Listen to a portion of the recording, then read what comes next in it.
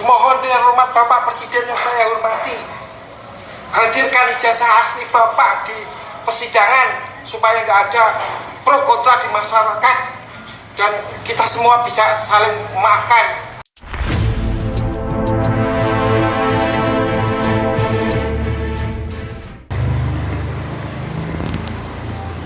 Gak usah Pak Presiden, buat apa ngurus orang pekok begini? Ya, Bang Tri, gak ada yang pro kontra, kamu aja yang usil. Kamu yang harusnya minta maaf ke Pak Jokowi kok, saling memaafkan. Ya, sekali lagi gak usah diurusi orang pekok begini, Pak Presiden Jokowi.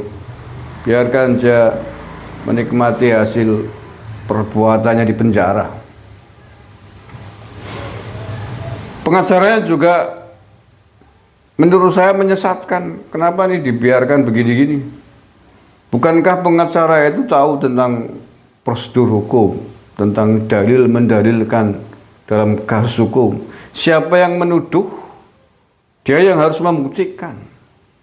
Kamu yang menuduh Jokowi ijazahnya palsu, ya kamu yang buktikan dong. Buktikan bahwa ijazahnya Pak Jokowi palsu.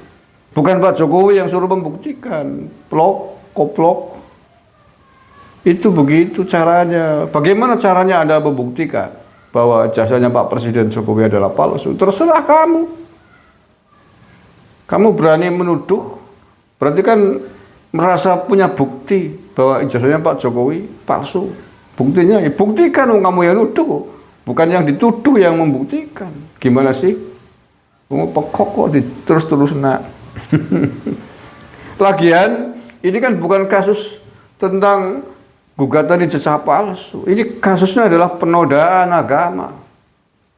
Dianggap menodakkan agama atas podcast yang dia lakukan bersama Nur Sugik atau Sugik Nur terkait dengan mubahalahnya itu. Itu kasus hukumnya, bukan persoalan ijazah palsu.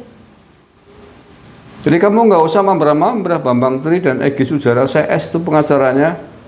Nggak usah delawer ngalur ngidul ora genah.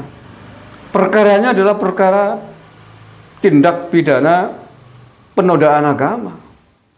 Anda yang harus mempertanggungjawabkan atas perbuatan Anda yang dianggap menodakkan agama dengan mubahalah yang dilakukan tanpa aturan hukum agama, tanpa ketentuan prosedur hukum Islam.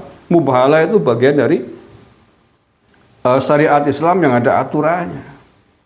Dan Anda melakukan semau-maunya sendiri, itu yang harus Anda buktikan, itu yang harus Anda pertanggungjawabkan di depan pengadilan. Ya.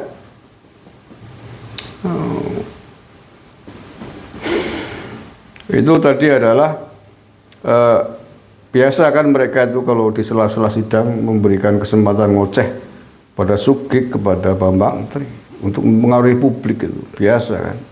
Pengacara pasti tahu lah sebenarnya bahwa itu adalah bukan pernyataan-pernyataan yang dibutuhkan dalam persidangan, karena kasusnya adalah penodaan agama dan ujaran kebencian.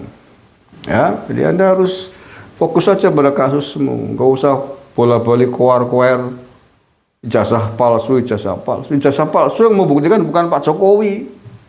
Pak Jokowi ini kalau seandainya kasusnya ijazah palsu ya, walaupun Pak Jokowi datang ke pengadilan menyatakan bahwa ijazah saya ini adalah asli 1000%, apakah kemudian itu menjadi bukti bahwa ijazahnya Pak Jokowi asli? Bukan itu. Yang punya otoritas menyatakan ijazah seseorang asli atau palsu adalah pihak sekolah yang mengeluarkan ijazah itu. Ya.